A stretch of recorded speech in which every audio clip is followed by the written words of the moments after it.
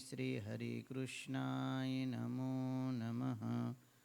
ઓમ અવતારિણે શ્રી પૂર્ણ પુરુષોત્તમાય નમો નમઃ.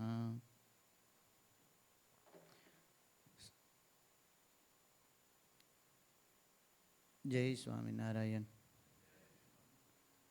આપણી સભાના મુખ્ય સ્થાને બિરાજમાન સર્વ અવતારના અવતારી સર્વ કારણના કારણ એવા ભગવાન શ્રી સ્વામિનારાયણ તથા પૂજ્ય શાંતિપ્રિય સ્વામી તથા બ્રહ્મસ્વામી સર્વે સંતો તથા વહાલારી ભક્તો સદગુરુ ગુણાતીતાનંદ સ્વામીની 4-5 વાતોનું શ્રવણ કરીએ. સ્વામિનારાયણ હરે. સ્વામીએ વાત કરી જે સર્વ કરતા સંત મોટા તેનો મહિમા કહ્યો. જે સર્વ કરતા પૃથ્વી મોટી તેથી જળ તેજ વાયુ આકાશ અહંકાર મહાતત્વ પ્રધાન પુરુષ મૂળ પ્રકૃતિ પુરુષ ને અક્ષર સુધી એકબીજાથી મોટા છે. એ સર્વના આધાર ભગવાન છે. એવા મોટા જે ભગવાન તેને તે સંત પોતાના હૃદયમાં અખંડ ધારીને રહ્યા છે માટે સંત મોટા છે. અને સંત છે ત્યાં નિયમ છે, ધર્મ છે, જ્ઞાન છે અને અનંત સંત છે ત્યાં અનંત ગુણ પણ છે અને ભગવાન પણ ત્યાં જ છે. તેથી જીવ પવિત્ર થાય છે. તે વચનામૃતમાં કહ્યું છે જે તપ ત્યાગ યોગ યજ્ઞ વ્રત દાન એ આદિક સાધને કરીને ભગવાન કહે કે હું વશ થતો નથી, જેવો શુદ્ધ અંતઃકરણવાળા સાધુને સંગે કરીને થાવ છું. અને જેને આ સત્સંગ મળ્યો છે તેના પુણ્યનો પાર ન કહેવાય. અને જોને અજામિલ મહાપાપી હતો તેને સનકાદિક મળ્યા, તે હાથ જોડીને કહે જે મારાથી કંઈ થાય નહીં. ત્યારે સાધુ તો દયાળુ છે, તે છોકરાનું નામ નારાયણ પડાવીને પણ તેનો મોક્ષ કર્યો. અને સ્વામીએ વાત કરી જે અમદાવાદમાં સંતોને દૃષ્ટે કષ્ટ બહુ દીધું ત્યારે શ્રીજી મહારાજ કાંકરિયા તળાવે વિરાજમાન હતા. ત્યાં સંતો આવ્યા. સંતોને જોઈને શ્રીજી મહારાજે કહ્યું જે મારા પરમહંસને મોટા બ્રહ્માદિક દેવો અક્ષરાદિ મુક્તો અનંત અવતારો તે સર્વે પ્રાર્થના કરે છે અને તેમના દર્શનને ઈચ્છે છે. અને એક કીડી જેવા જીવને પણ દુખવે નહીં એવા જે સંત તેને કષ્ટ દીધું એમ કહીને ઉત્તર મુખે ઉદાસ થઈને બેઠા. અટલાકમાં બ્રહ્માદિક દેવો આવ્યા. જાણ્યું જે આજે તો સર્વે બ્રહ્માંડનો નાશ થઈ જશે. અટલાકમાં મહાકાળ શંકરષણ શિવાદિકે આવીને પ્રાર્થના કરી, હે મહારાજ, તમે જો આજ્ઞા કરો તમે તત્કાળ કરીએ. અને તમારા સંતને કષ્ટ દેનાર કોણ છે તેને એમ એક ક્ષણ માત્રમાં નાશ કરી નાખીએ. એમ તો મહાકાળાદિક બોલ્યા.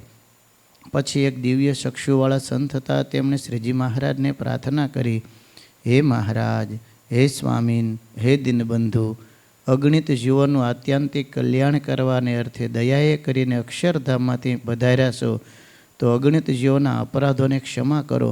એમ સંતે શ્રીજી મહારાજને પ્રાર્થના કરી. પછી શ્રીજી મહારાજ તે સંત પ્રત્યે બોલ્યા જે આ બ્રહ્માંડમાં સર્વે આપણું કર્યું થાય છે, પણ કોઈનું હલાવ્યું પાંદડું પણ હલતું નથી. અને જેતલપુરના મહોલમાં મુક્તાનંદ સ્વામી આદિક પરમહંસને શ્રીજી મહારાજે પૂછ્યું જે અમે જે ધામમાં જઈએ છીએ તે ધામમાં તમારા બહુ વખાણ થાય છે. જે શાસ્ત્ર સાંભળીએ છીએ તે શાસ્ત્રમાં પણ તમારા બહુ વખાણ થાય છે. તે તમારામાં એવી શી મોટપ છે જે સર્વે તમારા વખાણ કરે છે? ત્યારે મહારાજે કહ્યું આ તુંબડી ફૂટી જાય તો સાજી કરતા આવડે? ત્યારે મુક્તાનંદ સ્વામીએ કહ્યું જે ના મહારાજ. ત્યારે મહારાજે કહ્યું જે તમે તમારી મોટેપને જાણતા નથી. અને વળી તમે જેવા જે સંત તેને કોઈ ભાવે કરીને જમાડે છે તેને કોટી યજ્ઞનું દાન થાય છે, તેને કોટી યજ્ઞનું પુણ્ય થાય છે. અને વળી તમે જે નદી તળાવ કૂવા વાવ તેને વિશે નાવ છો તે સર્વ તીર્થરૂપ થઈ જાય છે. અને તમે જે વૃક્ષ તળે બેઠા છો, જે વૃક્ષના ફળ જમ્યા છો તે સર્વનું રૂડું થાય છે. એમ શ્રીજી મહારાજે જેતલપુરના મહોલમાં મુક્તાનંદ સ્વામી આગળ વાત કરી. અને સ્વામીએ વાત કરી જે ભગવાન જેવા સાધુ છે પણ તેની પાસે રહેવાતું નથી એ જ મોટી ખોટ છે. ભગવાન જેવા સાધુ છે, બાવા કે વૈરાગી નથી. સહજાનંદ સ્વામી મહારાજની જય. કોઈ કહેશે કંઈ? યાદ છે કોઈ?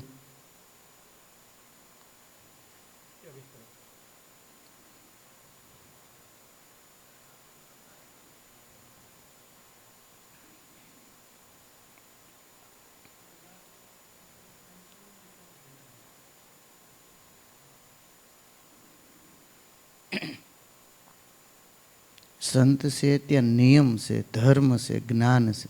અને સંત છે ત્યાં અનંત ગુણ છે. કેમ કે આપણે બધા અહીંયા ભેગા થયા છે એનું કારણ જ સંત છે.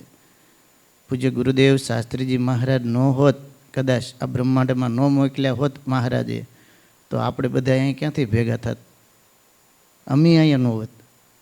એક સંત એટલે ગુણાતીતાની વાતોમાં લખ્યું, એક સૂરજ આકાશમાં ઉગ્યો તો આખી પૃથ્વી પર અંધારું વહી ગયું ને. એમ સ્વામી કે એક સંત પ્રગટ થયા તો અનંત જીવને અંધારાથી પર કરી મૂકે. ને આપણે બધાને આ અંધારું એટલે કયું અંધારું? માયાનું અંધારું. કેનું અંધારું? આ માયાથી પર કરી મૂકે એવા છે. અને એ માયાથી પર કરી ક્યારે મૂકે? કે એ સંતના યોગમાં આવે તો. જેમ સંતો સરસ દ્રષ્ટાંત આપે કે જેમ એક વખત ગરુડજીને વિચાર થયો કે આ ઉંદરડી છે એને વૈકુંઠની યાત્રા કરાવવી છે કે નહીં? એમ સંતોને એમ કે આ જીવ છે માયાના, એને અક્ષરધામની યાત્રા કરાવવી છે કે નહીં? યાત્રા નહીં પણ અક્ષરધામના અધિકારી બનાવવા છે. ક્યાંના? જેમ તમારા એનું ગ્રીન કાર્ડ થઈ જાય પછી તમે બધા એમ રાજી થઈ જાય ને ઘણા બધા, એમ અક્ષરધામના અધિકારી બનાવવા છે એ સંતને. એમ એક વખત ગરુડજીને વિચાર થયો કે ઉંદરડીને વૈકુંઠની યાત્રા કરાવીએ. અને એ વખતે ઉંદરડીને કીધું કે હાલો વૈકુંઠની યાત્રા કરવા. તો ઉંદરડી તો ખુશ થઈ ગઈ. આ મૃત્યુલોકમાંથી ઉપર ઉડવા મળે તો કેમ મજા ન આવે? એમ અત્યારે ઇન્ડિયામાંથી બધાને અમેરિકા આવવાનો બહુ બધાને કોડ હોય કે ત્યાં જઈ હાલો એમ આવે. પછી ખબર પડે કે ભાઈ અહીંયા કેવું છે એમ. અને ઉંદરડીને વૈકુંઠમાં લઈ જવા માટે ગરુડજીએ પોતાની પાંખમાં બેહારી. પાંખમાં બેહારી અને ઉપર લઈ જતી હશે, ઉપર ગરુડજી ઉપર લઈ જતા હશે અને વચ્ચે પહોંચ્યા પછી પોતાનો સ્વભાવ લખણ, આપણે અત્યારના જમાનામાં કે લખણ ઝળકાવ્યા વગર રે. અને એણે લખણ ઝળકાવ્યા શરૂ કર્યું. શું કર્યું? બસ આપણે સત્સંગમાં આવીએ અને પછી શું કરીએ? એકબીજાની આઘી પાછી કરીએ અને કાપવાનું ચાલુ કરીએ. એટલે પછી પાછા ઉપરથી ગરુડજીને વિચાર થયો કે ઓલે ઘડીક થયું ને તે ઓલે ઉંદરડી પાંખ કાપવા મળી. એટલે ગરુડજી કીધું કે હરખી બે સાનમની કે આ નખરા મૂકી દે કે. તો ઘડીક છૂપ થઈ ગઈ પણ પાછું હતું એમને. શું ચાલુ કર્યું? પાછું કાપવાનું. પછી ઉંદરડીને પછી રહેવા દે ઉપર કે ગરુડજી ઉપરથી નાખી હેઠે. હજી પતો નથી શું છે. એમ સત્સંગમાં આવ્યા પછી કોઈ ભગવાનના ભક્તનો કે સંતનો અભાવ અવગુણ આવી જાય તો ગમે એટલા ઉપર ચડ્યા હોય પણ નીચે પડતા જરાય વાર ન લાગે. એટલે મહારાજ એક વખત વચનામૃતમાં આવે કે મહારાજ દંડવત કરતા હતા. સુખસ્વામીએ મહારાજને પકડી પાડ્યા એટલે આમ નહીં, દેહિક ક્રિયાઓ જે હતી એક એક ક્રિયાઓ મહારાજની એ સંત નિરખતા હતા. એક દંડવત વધારે કર્યો. સુખસ્વામીએ મહારાજને કીધું મહારાજ આજે એક વધારે દંડવત. ત્યારે મહારાજે શું કીધું? જાણે અજાણે કોઈ ભગવાનના ભક્તોનો કે સંતનો દ્રોહ થઈ જાય એના નિવારણ માટે. હવે ઓડા મોટા ભગવાન અને એ દંડવત વધારે કરતા હોય તો પછી ભગવાનના સંત એ તો એટલે સ્વામીએ કીધું કે બધાએ કરતાં સંત મોટા છે. સંતો એક બહુ સરસ દ્રષ્ટાંત આપે કે પૃથ્વી કહે મેં સબસે બડી તો ક્યું શેષ કે શિર પે ખડી. शेष कहे मैं सबसे बड़ा तो क्यों शंकर के गले में पड़ा.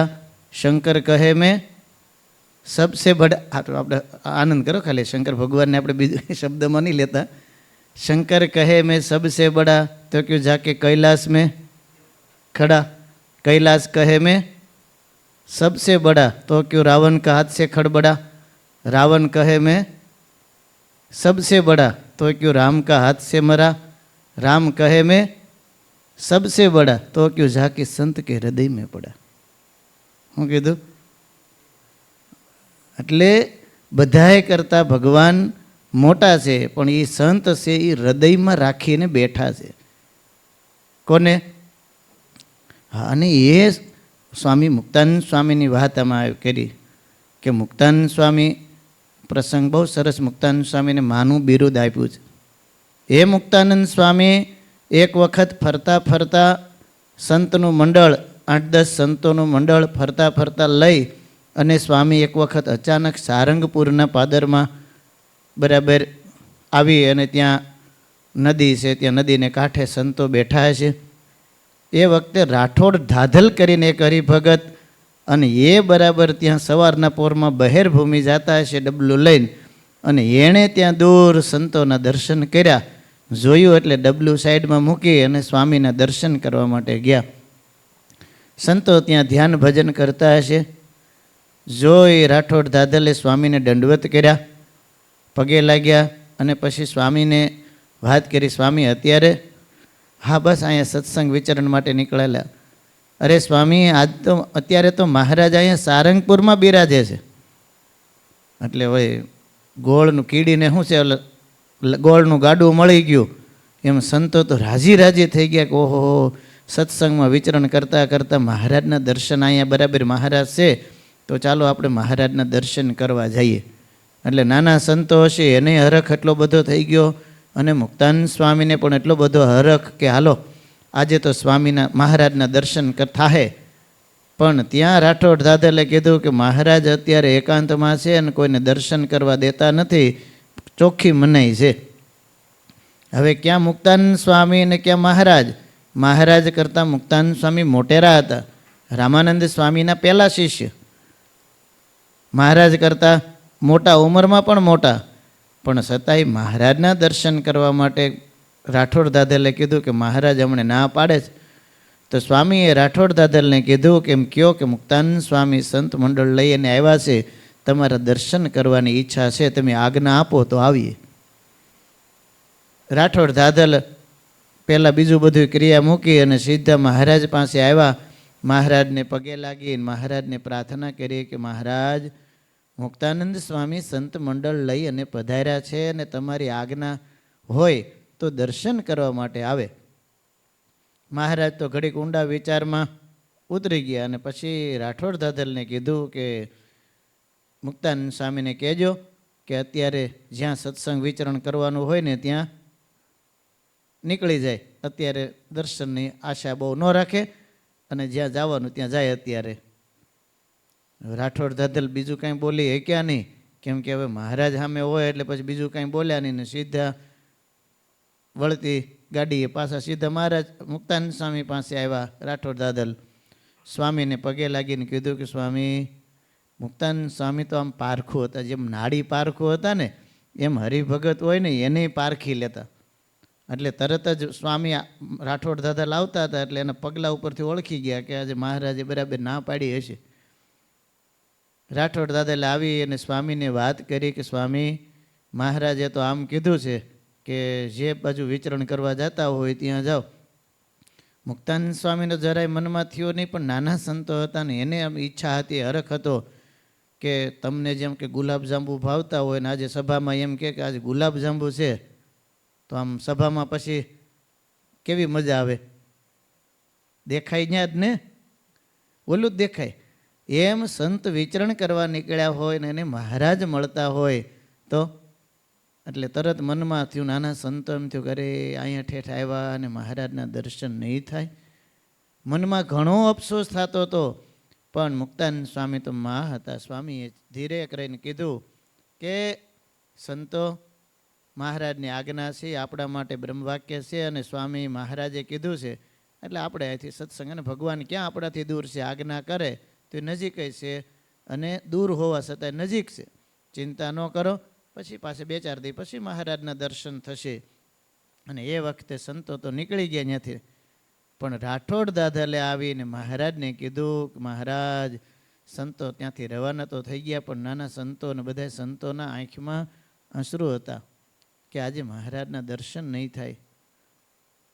મહારાજ પણ દયાળુ છે એટલે તરત જ, કેમ કે સંતોમાં એટલો બધો પ્રેમ હતા એટલે મહારાજને તો ગમે ત્યારે ખબર પડે કે સંતો આવે છે તો મહારાજ તરત દોડીને જતા. પણ આ વખતે આવું થયું. પણ સંતોએ રાઠોડ દાદાલે પાછું આવીને એમ કીધું કે મહારાજ સંતો ઉદાસ હતા અને નાના સંતોના આંખમાંથી આંસુ હતા. એટલે મહારાજ તરત કીધું કે ઘોડી મંગાવો. ઘોડી મંગાવી. મહારાજ ઘોડી ઉપર અસવાર થઈ મારતી ઘોડીએ મુક્તાનંદ સ્વામી બરાબર કારિયાણીને માર્ગે જતા હતા સારંગપુરથી. અને તરત જ મારતી ઘોડીએ મહારાજ કારિયાણીનો માર્ગ પકડ્યો. દોડતા માણકી ઘોડી દોડાવતા દોડાવતા મહારાજ સીધું દૂરથી જોયું કે મુક્તાનંદ સ્વામીને સંત મંડળ જાય છે. એટલે મહારાજ તરત માણકી ઘોડી ત્યાં લઈ ગયા અને માણકી ઘોડીથી સંતોને પ્રદક્ષિણા કરી લીધી.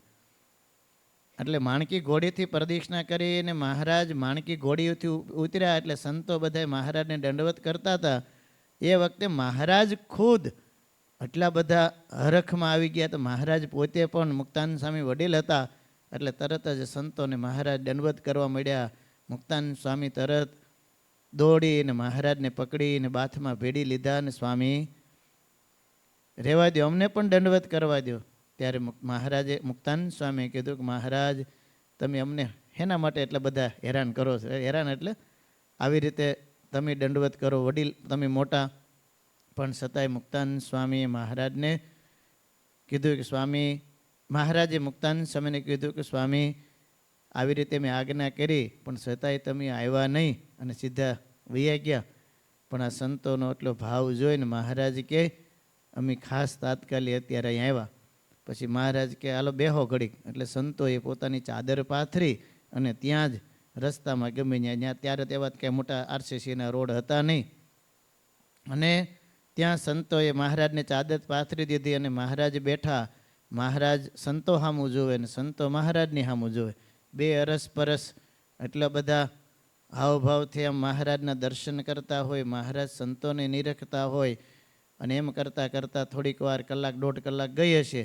પછી મહારાજે બધા સંતોને સમાચાર પૂછ્યા અને પછી મહારાજે સંતોએ કીધું કે મહારાજ હવે તમે પાછા જાઓ અને અમે પાછા આમ વિચરણમાં જઈએ.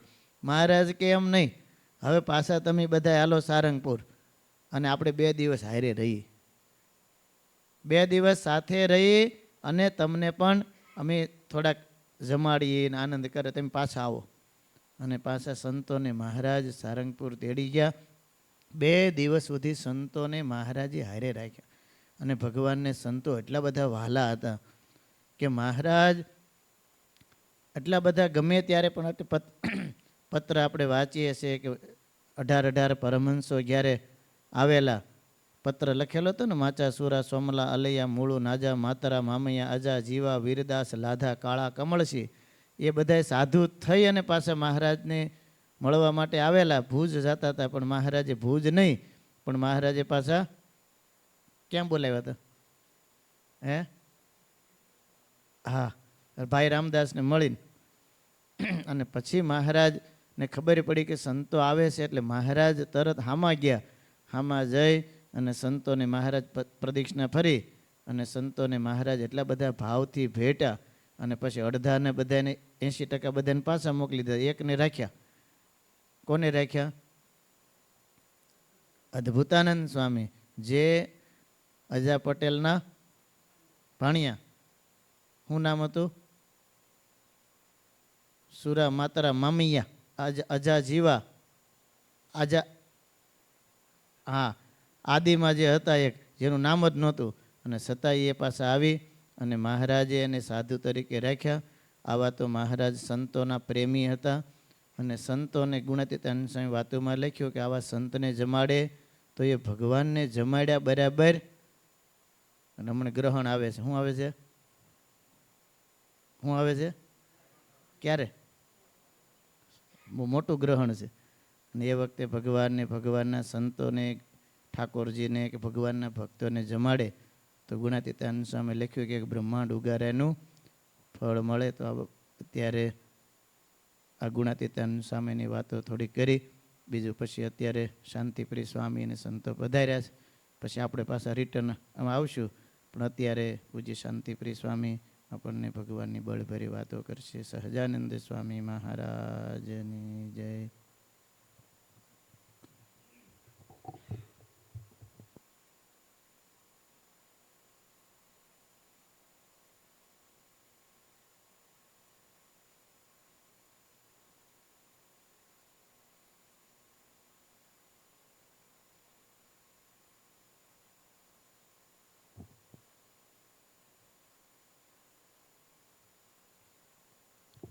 બધા ભક્તોને જય સ્વામિનારાયણ. કેમ સારું બધાને? ઘણા સમય પછી તમારા બધાના દર્શન થયા. વાલા ભક્તજનો, પૂજ્ય મુકુંદચરણ સ્વામીએ સ્વામીની વાતો કંઠસ્થ બોલ્યા અને વાતો કરી. એક વાત બહુ સરસ આવી, જ્યાં સંત છે ત્યાં નિયમ છે, ધર્મ છે, જ્ઞાન છે, અનંત ગુણ ત્યાં છે. તેનો મતલબ શું થયો? જ્યાં મહારાજ તો છે જ, પણ જ્યાં નિયમ હોય, ધર્મ હોય, જ્ઞાન હોય, સદ્ગુણો હોય, તો ત્યાં સંત હોય. નહીં તો સંત હોય તો ત્યાં જો નિયમ ધર્મ ન હોય તો જ્યાં સંત નથી. એટલે સ્વામીએ ઓળખાણ પણ બતાવી દીધી. એટલા માટે ઘણીવાર પૂજ્ય મહંત સ્વામી, પૂજ્ય ધર્મવલ્લભ સ્વામી વાતો કરે કે આપણે કોઈ સાધુ, બધા આપણે ભગવાનના ભક્તો છીએ, કોઈને કોઈ સંતો સાથે જોડાયેલા છીએ. તો સંત સાથે જોડાયેલા છીએ તો એ સંત ભગવાન સાથે જોડાયેલા છે કે નહીં એ ખબર કેમ પડે?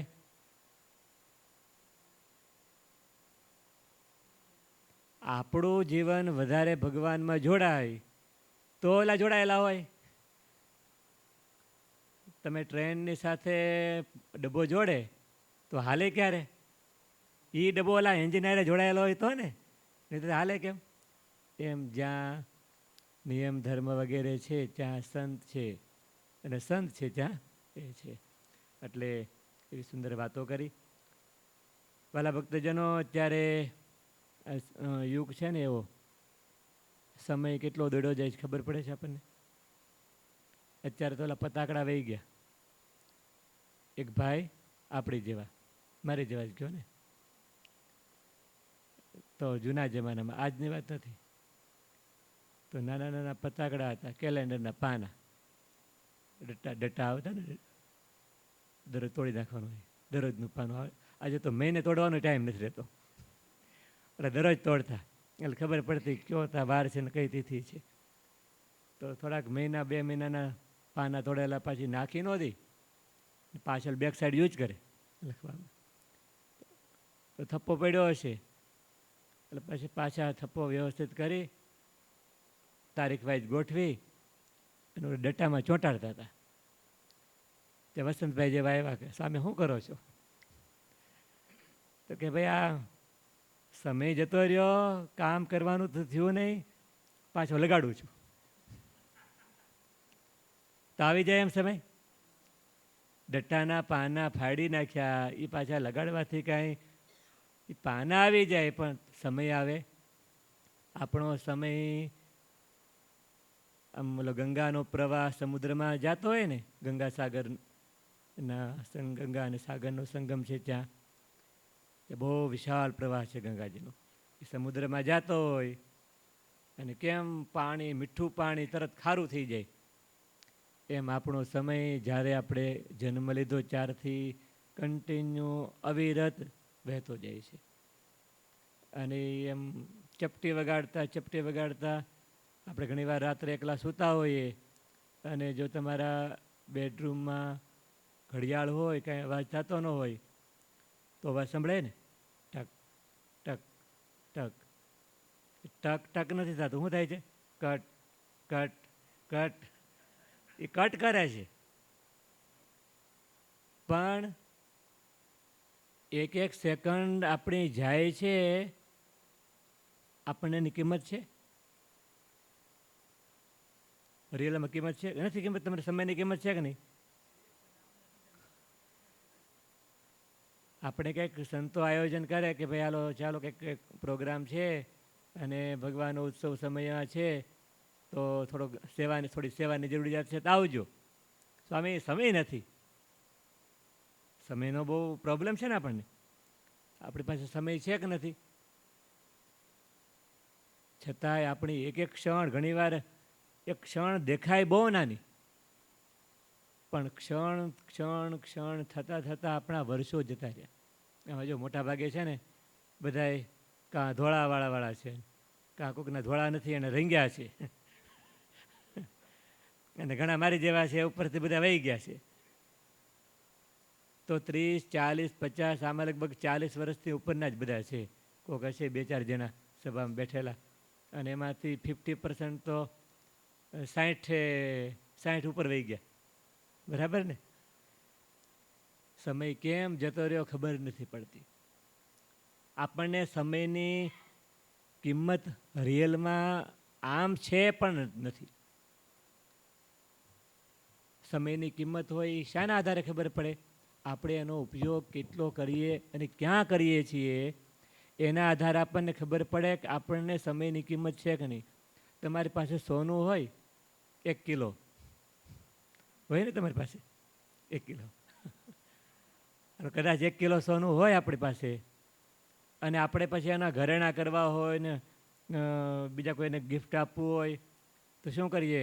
હાલો અલ્પેશભાઈ આવ્યા, ચાલો 500 ગ્રામ તમને, એમ કરી દઈએ. તોલામાં તમને ખબર છે સોનું શેનાથી બેટ થાય? આજે તો ડિજિટલ કાંટા આવી ગયા.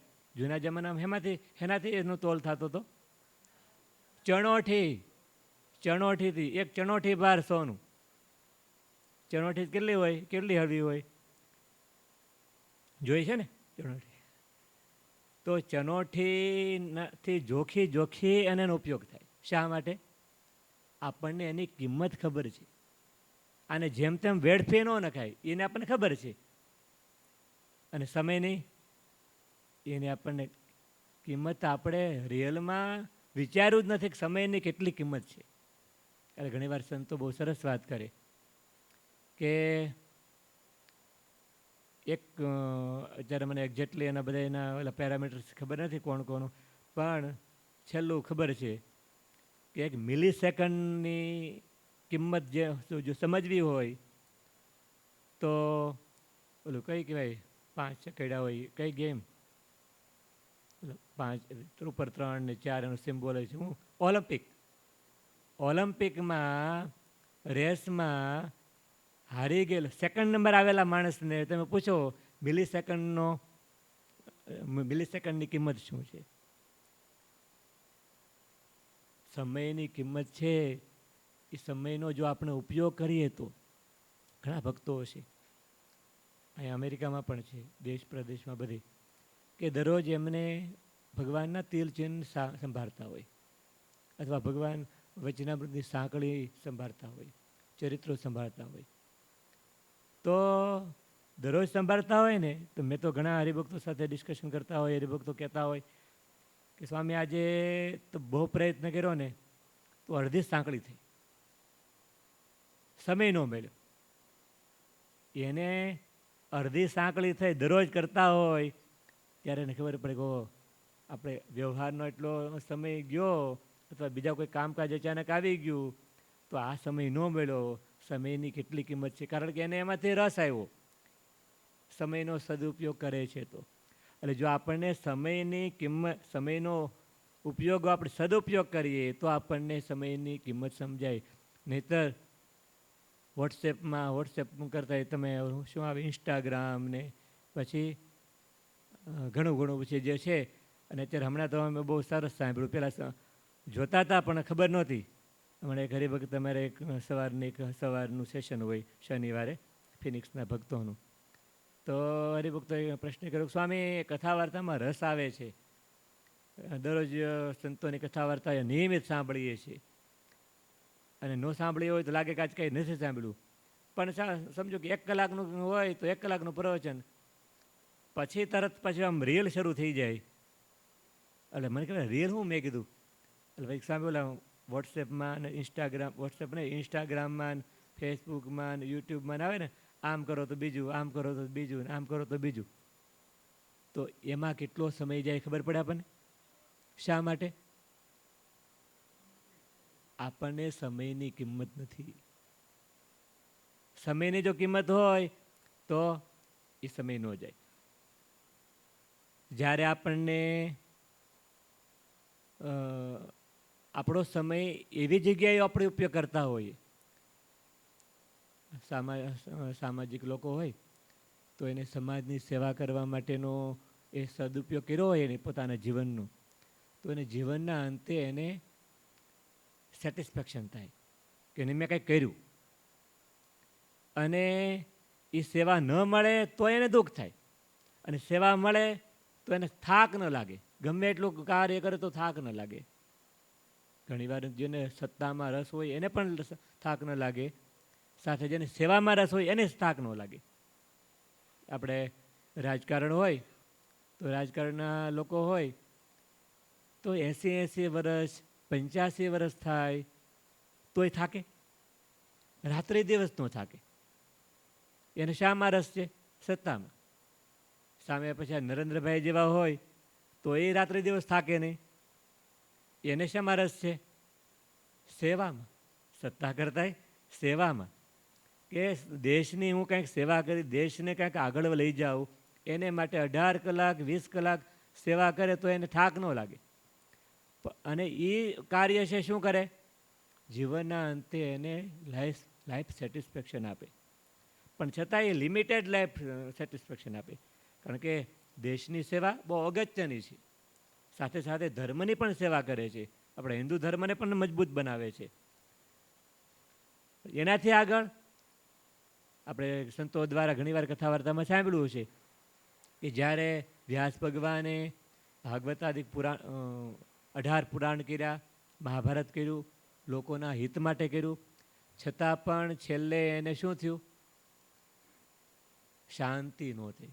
નારદજી આવ્યા, નારદજીને કહે મને શાંતિ થતી નથી. વ્યાસ ભગવાને 1% પણ સત્તા સંપત્તિ કે વિષય માટે કાર્ય નહોતું કર્યું. 1% પણ. માત્ર ને માત્ર જીવ કેમ સુખી થાય એનું કાર્ય કર્યું હતું. છતાં પણ એમને જીવનના અંતે શું થયું? શાંતિ થતી નથી. પછી શું કર્યું જ્યારે શાંતિ થઈ? ભાગવતજીની રચના કરી. ભાગવતજીની રચના કરી. ભાગવતજી પુરાણોમાં પણ શ્રી કૃષ્ણ ભગવાનની કથા છે, મહાભારતમાં શ્રી કૃષ્ણ ભગવાનની કથા છે, અને ભાગવતજીમાં પણ શ્રી કૃષ્ણ ભગવાનની અને અવતારોની કથા છે. તો બંનેમાં ફેર શું? ભાગવતજી કર્યું એ ભક્તિથી ભરપૂર કર્યું. એમાં એક એક શ્લોકે, એમાં 10, 11 ને 12મો જે અધ્યાય સ્કંદ છે એમાં તો એક એક શ્લોકે પોતાના હૃદયની ભક્તિ નિતારી. ભગવાન માટે આપણે કંઈક કરીએ, ભગવાનને અનુલક્ષીને કંઈક કરીએ, ભગવાન રાજી થાય એવું કરીએ તો આપણા જીવનને અંતે છેલ્લા શ્વાસે આપણને સેટિસ્ફેક્શન થાય. એટલે લાઈફ સેટિસ્ફેક્શન તો બધા ઈચ્છા રાખે, પણ એના માટે શું કરવું જોઈએ? થોડું ભગવાન સંબંધી કાર્ય કરવું જોઈએ. અને ભગવાન સંબંધી કાર્ય કરવા માટે અત્યારે સમય આવ્યો છે. આપણા આખા વર્ષમાં છે ને ઘણા એવા સમયના ગાળાઓ આવતા હોય. શરૂઆત થાય ડિસેમ્બર એન્ડ જાન્યુઆરીનો શરૂઆત, ત્યારે શું હોય? ધનુર્માસ હોય. એ ભજન ભક્તિનો એક સમય છે, ઉત્તમ કાળ છે. ત્યાર પછી છેલ્લે વર્ષના અંત પહેલાં ચાતુર્માસ આવે, 4 મહિના. એ પણ ભગવાનમાં વધારે જોડાવાનું કાળ છે. દર 3 વર્ષે એક અધિક માસ આવે, એ ભગવાનમાં જોડાવાનો કાળ છે. સાથે સાથે દર વર્ષે ચૈત્રી નવરાત્રા, જે આપણા ગુરુકુલ પરિવાર દ્વારા બ્રહ્મ મહોત્સવ તરીકે છેલ્લા 5 વર્ષથી ઉજવાય છે. તો આ મંગળવારથી ચૈત્રી નવરાત્રા શરૂ થાય છે. ભગવાન શ્રી સ્વામિનારાયણ અને ભગવાન શ્રી રામચંદ્રજી બંને ભગવાનના અવતારો, એમનું પ્રાગટ્ય મહોત્સવ છે. આપણા પ્રાણ પ્યારા ઘનશ્યામ મહારાજ એ પ્રાગટ્ય મહારાજના પ્રાગટ્ય મહોત્સવે આપણે 9 દિવસ ભગવાનમય ગાળવાના છે. અને ભગવાનમય જો ગાળીશું ને તો રિયલમાં હમણાં મેં એક આર્ટિકલ વાંચ્યું. હાવર્ડ યુનિવર્સિટીના એક પ્રોફેસર હતા, થોડા વર્ષો પહેલાં એણે સંશોધન કર્યું. એણે એવું લખ્યું જપ ઉપર. એને જોયું કે હિન્દુ સંસ્કૃતિમાં ઇન્ડિયન્સ લોકો બધા જપ કરે, ચાન્ટિંગ કરે, તેનું ફળ શું છે એના ઉપર રિસર્ચ કર્યું ઘણા વર્ષો સુધી. પછી એણે શું કહેવાય એને અભ્યાસ નોટ એના પેપર્સ પબ્લિશ કરે ને એ રિસર્ચ પેપર લિસિસ એવું ક્યાં કહે ને યસ એમાં શબ્દ તમે યોગ્ય કરી લેજો. થીસિસ, યસ થીસિસ, અમારું બધા એને એવું સાધું. તો એમાં એને સાર એવું કે દરરોજ સવારે અને સાંજે 20-20 મિનિટ જે એકાગ્ર થઈ અને ભગવાનના મંત્રનો જાપ કરે છે, એમના હાર્ટના જે બીટ્સ છે એ લેવલમાં આવી જાય છે, એનું બ્લડ પ્રેશર લેવલમાં આવી જાય છે, જે શરીરના હોર્મોન્સ હોય, જે અંતઃસ્ત્રાવો હોય બધાય, એનું જે લેવલ જોઈએ એ લેવલમાં આવી જાય છે. સાથે સાથે એણે એક વાક્ય બહુ સરસ લખ્યું કે દરરોજ સવારમાં અને સાંજે 20-20 મિનિટ શાંતમાં અને ભગવાનને યાદ કરી અને જે ચાન્ટિંગ કરે, ભગવાનનું નામ સ્મરણ કરે, એને 8 કલાક નિંદર કરે, સૂવે, અને જેટલી પ્રફુલ્લિતતા, ઉલ્લાસ, આનંદ આવી જાય, માણસના મન જે થાકી ગયું હોય એ એક સ્વસ્થ થઈ જાય, એવું 20-20 મિનિટ ચાન્ટિંગ કરવાથી થઈ જાય. સૂતા વગર થાય? થઈ જાય છે. આપણે ઘણીવાર તમે સાંભળ્યું જ હશે, નરેન્દ્રભાઈ છે તો એ પણ કહે છે કે 3-4 કલાક જ સૂવે છે.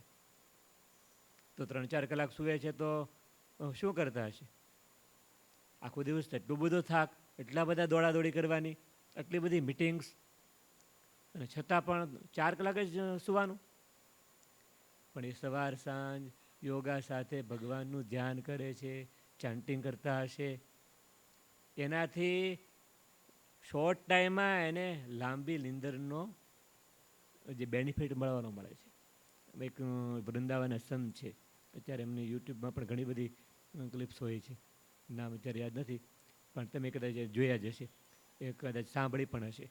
એમણે બહુ સરસ કીધું કે માત્ર જૂના સમયમાં યોગીઓ હતા, દિવસો સુધી સૂતા નહીં, છતાં પણ એના મનની પ્રફુલ્લતા ઓછી ન થતી. શા માટે? ભગવાનનું નામ સ્મરણ, ભગવાનનું ધ્યાન કરતા. આપણે તો કહેવાનું છે કે અત્યારે બ્રહ્મ મહોત્સવ આવે છે, ત્યારે આપણે 9 દિવસ માટે બધાએ શું કરવાનું છે? ભગવાનને વિશેષ યાદ કરવાના છે.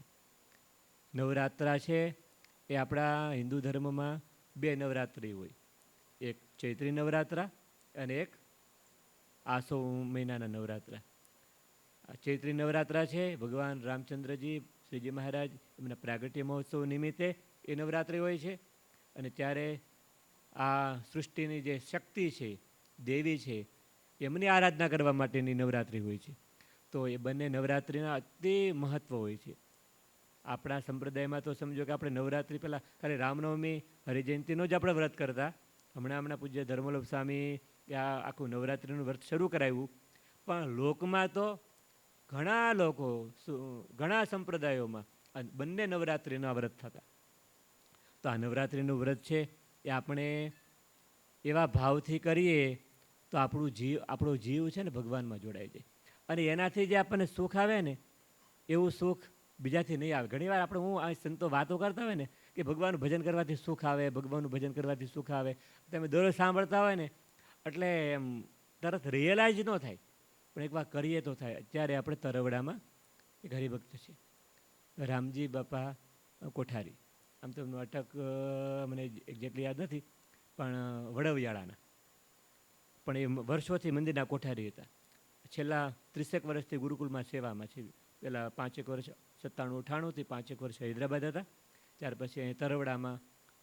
તો અત્યારે છેલ્લા લગભગ મને લાગે છે કે 8-10 મહિનાથી એને લગભગ 82-83 વર્ષની ઉંમર છે. અત્યારે શરીરમાં કેન્સર છે, પણ એક પણ ટીકડી લેવી નથી પડતી. ટીકડી લીધા વગર કોઈ ફરિયાદ નહીં. દવા તો આપે છે ડૉક્ટરે, પણ એ કે સંતો આપે કદાચ ઓલું કરીને પાણીમાં નાખીને પાય તોય ખાલી પાણી પીવે, દૂધ પીવે, દવા ન પીવે. છતાં પણ એણે ક્યારે સંતો કહેતા હતા, પૂજ્ય કૃષ્ણપુરી સ્વામી સાથે વાત થતી, સ્વામી કહેતા હતા કે એમણે ક્યારેય ફરિયાદ નથી કરી કે મને પેટમાં દુખે છે, કે મને ઓલું દુખે છે, ને મને આમ થાય છે. કોઈ દી મોઢામાં હુંકારો તો નહીં, મોઢામાં આનંદ જ. શા માટે? જ્યારે શરીર સશક્ત હતું, આખો દિવસ ખેડૂત, ત્યાં આખો દિવસ સેવા, ગૌશાળામાં સેવા, ખેતીમાં સેવા, સાફ સફાઈની સેવા, આખો દિવસ સેવા કરે. બપોર વચ્ચેનો સમય ફ્રી હોય, કથા વાર્તા સાંભળે. બપોર પછી થોડી વાર ઠાકોરજી જાગે એટલે વચનામૃત કે ભક્ત ચિંતામણીનો પાઠ કરે. એક ભક્ત ચિંતામણીનો પાઠ પૂરો થાય પછી બીજો વચનામૃતનો પાઠ કરે. વચનામૃતનો પૂરો થાય ભક્ત ચિંતામણી પૂરી થાય વચનામૃત. છેલ્લા 15 વર્ષમાં એમણે 350 ભક્ત ચિંતામણીના પાઠ કર્યા અને 350 વચનામૃતના પાઠ કર્યા. સાથે કેટલી બધી સંતોની કથા વાર્તાઓ અખંડ એ સેવા કરતા હોય, પ્રવૃત્તિ કરતા હોય, ગમે એ કરતા હોય. એને બીજું તો ટેકનોલોજી તો આવડે નહીં. સંતો એવું નાનું એવું પ્લેયર લઈ દીધું છે, એમાં યુએસબી ભરાવી દે, એમાં યુએસબીમાં જેટલી કથા વાર્તા હોય કન્ટિન્યુ બંધ કરવી ખબર કહી દીધું હોય, આ દાદા આ સ્વિચને દબાવશો ને એટલે બંધ થઈ જશે, એ બંધ કરી દે, પછી બીજી સ્વિચ દબાવે એટલે શરૂ થઈ જાય. કથા વાર્તા એ આખો સેટ પૂરો થાય એટલે સંતોને કે સ્વામી બદલાવી દેજો. તો આજે એની સ્થિતિ એવી થઈ ગઈ કે એટલી બધી પીડા, કેન્સર હોય છતાં પણ ટીકડી લેવી ન પડે, અને છતાં પણ કોઈ ફરિયાદ, દુખાવાની ફરિયાદ નહીં, અશક્તિની ફરિયાદ નહીં, તંદ્રાની ફરિયાદ નહીં. કે હવે તો નીંદર ઓછી આવે છે, પણ આખો દિવસ સ્વામિનારાયણ સ્વામિનારાયણ સ્વામિનારાયણ, અને મહારાજ પ્રત્યક્ષ દેખાય છે. ક્યારે? ભગવાન સંબંધી સમય વિતાવ્યો હોય તો. હું કહી દઉં, તમે સાંભળી લો, એનાથી આ જે અનુભૂતિ થાય, અનુભવ થાય એ ન થાય. ક્યારે થાય? આપણા જીવનમાં જો ઉતારીએ તો. આ 9 દિવસનો બ્રહ્મ મહોત્સવનો સમય છે, એ અભ્યાસનો સમય છે. આખા વર્ષ દરમિયાન થોડું થોડું ભજન કરવાની ટેવ પાડવા માટે આ 9 દિવસ છે ને આપણે એવા ભગવાનમાં જોડાવવું છે. જો વડીલો છે મોટાભાગે નિવૃત્ત ભક્તો છે, જે નિવૃત્ત હોય એમને વિશેષ એમને વ્રત નહીં કરવાનું. વ્રત શું કરવાનું? જે ભોજનમાં થાળીમાં આવ્યું ને જમી લેવાનું, એટલું વ્રત તમારે વડીલોને. પછી કહેવાનું નહીં કે ભાઈ આજે ભજીયા બનાવજો, તો એવું કાંઈ કહેવાનું નહીં. જે આવે એ જમી લેવાનું. કદાચ ક્યારેક મીઠું બીઠું ઓછું હોય તો જમી લેવાનું 9 દિવસ, પછી કહેજો. બરાબર? વડીલોને એટલું તપ. બીજા ભક્તો હોય તો કમસે કમ 4 પ્રકારના વ્રત છે. એક વર્ણી વ્રત, એટલે 9 દિવસના નકોરડા ઉપવાસ, ખાલી લીંબુનું શરબત અથવા મોસંબીનું શરબત એ પી શકાય. અથવા એનાથી થોડુંક નીચું એ વર્ણી વ્રત જ કહેવાય. કોઈ પ્રવાહી દૂધ કે એવું પ્રવાહી, અથવા કોઈ ફ્રૂટનો શેક વગેરે એવો પ્રવાહી લઈ શકાય. સેકન્ડ, હરિચાંદ્રાયણ. 9 દિવસ માટે 3 કોળિયા, દરરોજ એક દિવસમાં 3 કોળિયા જમવાના. 9 દિવસ 3 કોળિયા જમવાના. આ 2 અઘરા છે થોડાક. એનાથી પછી આગળ 9 દિવસ ફલાહાર. ફળાહાર નહીં, ફળનો આહાર. આ પછી કદાચ કોઈને ફળનો આહારમાં ન સેટ થતું હોય તો કાંઈ વાંધો નહીં, દિવસમાં એકાદ વાર કાંઈ ફલાહાર ખીચડી કે મોરૈયાની ખીચડી કે સાબુદાણાની ખીચડી કે જે કંઈ થોડું થોડું જમવાનું, પણ 9 દિવસ માટે. અને એનાથી ઇઝી એકટાણું તો લગભગ તમે બધા કરો જ છો. તો થોડુંક વિશેષ તપ કરીએ, જે રેગ્યુલર કરતા હોય એનાથી થોડુંક વિશેષ. પણ બધાએ જો હમણાં આપણા ગ્રુપમાં કદાચ મૂક્યું છે ફોર્મ, ન મૂક્યું હોય તો ફરીવાર આજે પાછું મૂકશું. એટલે બધાએ ફોર્મ ભરી એક તપ લેવાનું. વડીલોને શું તપ લેવાનું? તમારું તપ એમાં હશે નહીં, તમારે ગમે એ ટીક કરી દેવાનું, પણ તમારું તપ શું? જે થાળીમાં આવે ને એ જમી લેવાનું, એ બોલવાનું નહીં. હે એ અઘરું પડશે. બીજું સેકન્ડ, એક તપ થયું, એક ભજન. ભજનમાં દરરોજને માટે 2500 મંત્ર જાપ કરવાનો, જાજાની 2500 મંત્ર જાપ એટલે કેટલી માળા થઈ? 12 નહીં, 21 માળા થઈ. આપણે 25 માળા કરવાની, 25 માળા થઈ. અને 25 માળાથી થોડાક મંત્ર જાપ વધારે કરો તો 9 દિવસમાં 25,000 મંત્ર જાપ થાય. તો 25,000 મંત્ર જાપ 9 દિવસમાં કરવાના. માળાથી કરો, કાઉન્ટરથી કરો, મોબાઈલમાં આપણે એપ્લિકેશન છે એપ્લિકેશનથી કરો, જે પણ દરરોજને માટે ઓછામાં ઓછા 2500 મંત્ર જાપ કરવાના. આ બીજું. અને ત્રીજું, આપણા ઘેરે ભગવાન ઘનશ્યામ મહારાજનો નાનો એવો હિંડોળો એ શણગારવાનો. મોટાભાગે બધા હરિભક્તોને ઘરે નાના મોટા હિંડોળા હોય જ છે. ન હોય, ઘણા હરિભક્તો કારીગર પણ હોય છે. 2-3 ઓલા આપણે ત્યાં વોલમાર્ટમાં બધી બહુ સરસ સરસ મળતું હોય, લઈ આવી અને એક ઉપર નો દાંડિયો લઈ આવી, સાંકળ કે દોરીથી નાનો હિંચકો કરી. થોડીક નિષ્કુળાનંદ સ્વામી, હમણાં પૂજ્ય ધર્મલોક સ્વામી વાત સરસ કરતા હતા. નિષ્કુળાનંદ સ્વામીને તો વૈરાગી સંત હતા, પણ મહારાજમાં એવી ભક્તિને તો સ્વામી તો 4 મહિના 3 થી 4 મહિના મહેનત કરી હતી. અને બારણાનો હિંડોળો એ આમે ફરે, આમે પાછો ફરે, આમે ફરતો જાય ને પાછો આમ ફરતો જાય. એ વખતે મશીનરી કાંઈ નહોતી, ત્યારે સ્વામી આવી કળા કરી હતી. તો કેટલી ભક્તિ હશે. તો આપણે ઘણીવાર તમારા દીકરા દીકરીઓ હોય એમને સાથે રાખી નાનો એવો હિંડોળો બનાવીએ. કદાચ એટલી અનુકૂળતા ન આવે, કદાચ 2 દિવસ છે, કાલ ને પરમ દિવસે મંગળવારે તો શરૂ થાય છે, કદાચ એવી અનુકૂળતા ન આવે તો અત્યારે પ્રારંભમાં આપણું સિંહાસન હોય, ઘર મંદિર હોય, એને સરસ ડેકોરેટિવ શણગારવાનું. થોડોક 5 પૈસાનો ખર્ચો કરવાનો. બારે દુકાનોમાં સારા ડેકોરેશનના મળતા હોય છે ને. તમારા દીકરા દીકરીઓના બર્થડેના કંઈ પ્રસંગ હોય તો તમે સરસ ડેકોરેશન કરો છો. તો ઘરમાં જે ઘર મંદિર હોય એ જગ્યા હોય, આજુબાજુમાં સરસ ડેકોરેશન કરવાનું, મંદિરને પણ ડેકોરેટિવ કરવાનું. અને દરરોજ સવારે અને સાંજે, આ કદાચ અમેરિકામાં આપણે સવારે અનુકૂળતા ન આવે તો સવારે આરતી તો કરતા હોય, ઘનશ્યામ મહારાજની આરતી થઈ જાય. અને સાંજે 15 મિનિટનું ભગવાનનું પૂજન હોય છે. પૂજનમાં વિશેષ કોઈ સામગ્રીની જરૂર હોતી નથી.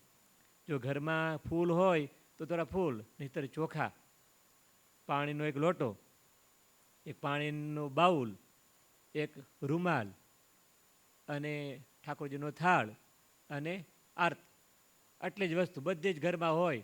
સાંજે તમે જમવાનો ઠાકોરજીનો થાળ કર્યો હોય એ પૂજનમાં ધરાવી દેવાનો. અને સ્પેશિયલ એમાંની જરૂરિયાત નહીં. તો ને આપણે યુટ્યુબની ચેનલમાં એક ટ્રેક છે, એ ટ્રેક પ્લે કરી દેવાની. એમાં એક મંત્ર આવશે, જે પૂજનના મંત્રો આવશે. તો 20 મિનિટ ભગવાનનું દરરોજને માટે 9 દિવસ પૂજન થાય. આ 3 નિયમ છે. ક્યાં? એક વ્રત, તપ, જપ અને ઝૂલા. તપ, જપ અને એકવાર ફરી સાથે બોલું છું, તપ, જપ, હજી એકવાર, તપ, જપ ને ઝૂલા. આ 3 વસ્તુ આપણા ઘરમાં થવી જોઈએ. તપમાં વડીલો માટે કોઈ બોલવાનું નહીં. એ સિવાય હરિચાંદ્રાયણ આપણે ઓલામાં આવશે, હરિચાંદ્રાયણ, વર્ણિ વ્રત, એકટાણા કે ફલાહાર, 4માંથી એક વ્રત કરવાનું.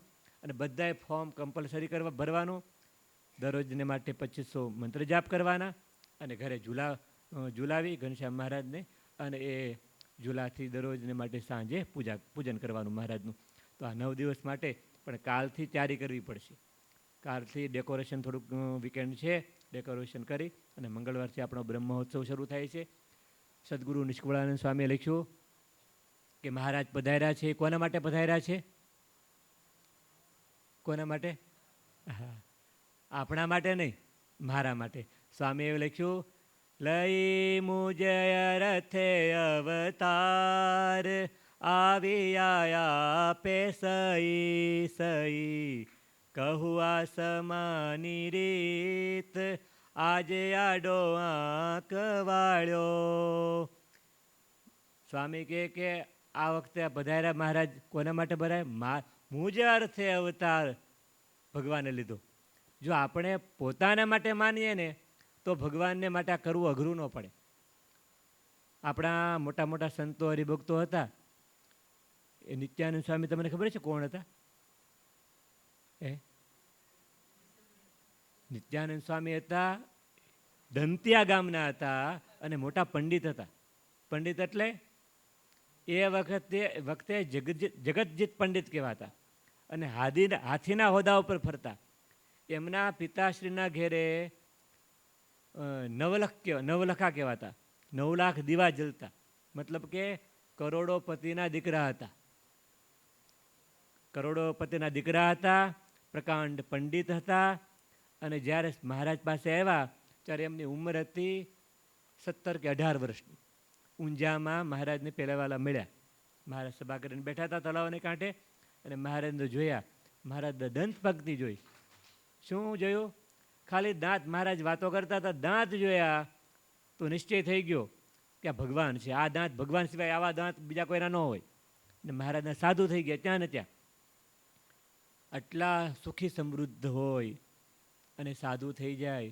મહારાજ પ્રકરણ ફેરવે, તમારે ગામડે ફરવાનું છે. તો એક વખત નિત્યાનંદ સ્વામી અને મહાનુભાવાનંદ સ્વામી બે સંતો ફરતા હતા. ફરતા ફરતા ઝાલાવાડમાં મેમકાની આજુબાજુના ગામડામાં વિચરણ કરતા હતા. તો શિયાળો, માવઠું થયેલું અને ઠંડી વધારે. હવે સંતો, અમે હમણાં રજાઈનાથી આવ્યા કેનેડા, તો ત્યાં સ્નો બહુ પડે, ગોઠણ બધી હોય. ભગવાનની કૃપાથી આ વખતે વાંધો નહોતો, પણ છતાંય સ્નો નહોતો, પણ બહાર નીકળવું ન થાય. પવન એવો થાય ને તો એ વખતે સંતો કાંઈ આ તો આપણે આખો દિવસ હીટરમાં હોઈએ, થોડી વાર 2 મિનિટ 5 મિનિટ બહાર નીકળવું હોય તો અઘરું પડે. સંતોને રાત્રે દિવસે વસ્તીમાં જવાનું નહીં. તો સંતો ફરતા ફરતા રાત્રિ પડી ગઈ, ઠંડી એટલી હતી એટલે સંતોએ ઓઘામાં ઓથ લીધું. ઓઘામાં ખબર પડે ને? હા, કડબમાં ખબર નહીં પડે. મકાઈ વગેરે હોય એમના જે રાડા હોય, રાડામાં ખબર નહીં પડે. આ બધા શબ્દ એવા છે. હા બસ, એ ઘાસના ગંજ હોય, બરાબર, ઘાસના ગંજમાં ખબર પડી જશે. તો એના પૂળા વાળ્યા હોય અને એ થોડાક આઘા કરે તો અંદર થોડો ગરમાટો હોય, કારણ કે થોડુંક ભેજવાળું હોય ને એટલે એમને ગરમી હોય. થોડાક પૂળા આમ તેમ કરી અને બે સંતો અંદર લપાઈ ગયા. થોડીક ઠંડી સારી, ઠંડી ન લાગે. સવારમાં, વહેલી સવારમાં એ ગામના જેનું ખેતર હતું, બે કાઠી દરબારો આવ્યા ભરવા. હજી સૂરજ ઉગ્યો નહોતો, ઝાંખું ઊંજવાળું હતું. તો નીચે ઉતર્યા. આ ઓઘા, ઘણા બધા ઘાસના ઓઘા હશે, આ ઓઘાની પાસે જ ગાડું ઊભું રાખ્યું. એમાંથી જ કડબ લેવાનો પ્રારંભ કર્યો. જ્યાં સંતોનું ધોત્યું હતું ને સેજ આમ બહાર નીકળેલું, એકાદ પૂળો લીધો તો બહાર દેખાણું. ઝાંખા અજવાળામાં ભગવું એટલે લાગ્યું કાંકમાં દીપડો કે સિંહ એ અંદર ઘરીને જ ગેવ લાગે છે. તે કીધું, હરિસિંહ, કુવાડી લાવજે, અંદર હાવ જ છે. તો ઓલો કુવાડી લઈને આવ્યો ને, તે વાર તો લગાડાય નહીં, ને તો ઓલો હાવ જ બહાર નીકળે. અને ઓલા સંતો અંદર સાંભળ્યું લોકો એવું લાગે છે આ કુવાડી લેવા જાય છે. એટલે ઓલો કુવાડી લઈને આમાં આવે, ત્યાં સંતોએ પૂળા આઘા કરીને બહાર નીકળ્યા બે સંતો. અને ઓલા બે ભાઈ કુવાડી નાખી દીધી નીચે જમીનમાં. સંતોના પગમાં પડી ગયા, મા બાપ તમે કોણ સાધુ છો? હમણાં તમે 1 મિનિટ બહાર ન નીકળ્યા હોત વહેલા તો અમારા હાથે કંઈક કુકર્મ થઈ જાત. સંતોને પગે લાગ્યા, પછી સંતોને ઘેરે લઈ જઈને જમાડ્યા, બધું કર્યું. પણ આ પ્રસંગ થયો અને પછી સંતો ફરતા ફરતા ગઢપુર આવ્યા. તો મહારાજને આગળ બેઠા હશે તો મહારાજ કે એ કોઈને ઝાડવાનો ઓથ, કોઈને શું કહેવાય વસ્તીનો ઓથ, કોઈને ઓઘાનો ઓથ, અમારો ઓથ તો કોઈને નહીં. તો બે સંતો પાછા મહારાજ આજ્ઞા કરી હતી ને કે વનમાં એકલા અટુલા રહેવાનું, સહન કરવાનું. મહારાજ અમારી ભૂલ થઈ ગઈ. હવે એ સંતો જેમની પાસે આવી જાહો જલાલી હતી, મહાનુભાવાનંદ સ્વામી ઓલા ખેડૂતને કીધું કે એના હાથ ખીજડાના ઝાડવા હતા, મંદિર માટે જોતા હતા, ખીજડા કાપ્યા, ખીજડાના હાથ દીકરા આપ્યા, લીમડાના હાથ લીમડા આપ્યા. ને લીમડાવાળા સાધુ એમાંથી અડધા સાધુ થયા ને અડધા ગ્રહસ્થાશ્રમમાં રહ્યા. એ લીમડાવાળા સાધુ આજે પણ હજી એનું મંડળ અમદાવાદ મંદિરમાં છે. લીમડામાંથી એનો જીવ દીકરામાં આપ્યો એવા સમર્થ અને આટલી જાહો જલાલી હોય એવા સંતો એ ભગવાનને માટે, ભગવાન કહે તો એકલા અટુલા, ઠંડી સહન કરે, ગરમી સહન કરે, કોથળા પહેરે. શા માટે? એમણે સંતો એવું માન્યું હતું, લઈ મુજે અર્થે અવતાર આવી આપે છે. મહારાજ મારા માટે આવ્યા છે, અમારે એના માટે સહન કરવાનું છે, એના માટે પ્રચાર કરવાનો છે, એનું ભજન કરવાનું છે. તો એને થાક નહોતો લાગતો. બ્રહ્માનંદ સ્વામી પાસે એટલો સમૃદ્ધિ હતી, અઢળક સમૃદ્ધિ, છતાંય બ્રહ્માનંદ સ્વામીને બોલાવે નહીં તો એ હાથ જોડે. તો આપણે તો એવું કાંઈ છે નહીં. આપણે 9 દિવસ માટે અને આખો વર્ષે કરવાનું નથી. આ 9 દિવસ માટે હૃદયના એટલા ભક્તિભાવથી આપણે મહારાજની આરાધના કરવી છે. અને સાથે સાથે દરરોજને માટે અહીંયા આપણે ગુરુકુલમાં પણ સાંજે 6 વાગ્યાથી અહીં 6 વાગ્યાથી મહારાજનો હિંડોળો સરસ શણગારાશે અને 6 થી 7 વાગે આરતી થાય. 1 કલાક અહીંયા ઓરડાના પદોનું થોડું અનુષ્ઠાન થશે અને થોડી કીર્તન ભક્તિ થશે. તો જે ભક્તોને રાસોત્સવ પણ હશે તો ખાસ બધા ભક્તો ઘેરે પણ આવી રીતે તમારું શણગાર પારણ્યું શણગારજો, થોડું પૂજન કરજો. અને સાથે સાથે દરરોજ માટે જે હરિભક્તોને અનુકૂળતા હોય, દરરોજ નહીં તો જેટલા દિવસો અનુકૂળતા હોય એ દિવસો અહીંયા ગુરુકુલમાં પણ આપણે બ્રહ્મોત્સવના કાર્યક્રમમાં બધા ભાગ લેજો. વહાલા ભક્તજનો, દર વર્ષે આ 9 દિવસનો પ્રસંગ આપણે ખૂબ ભક્તિભાવથી હૈયાના હેતથી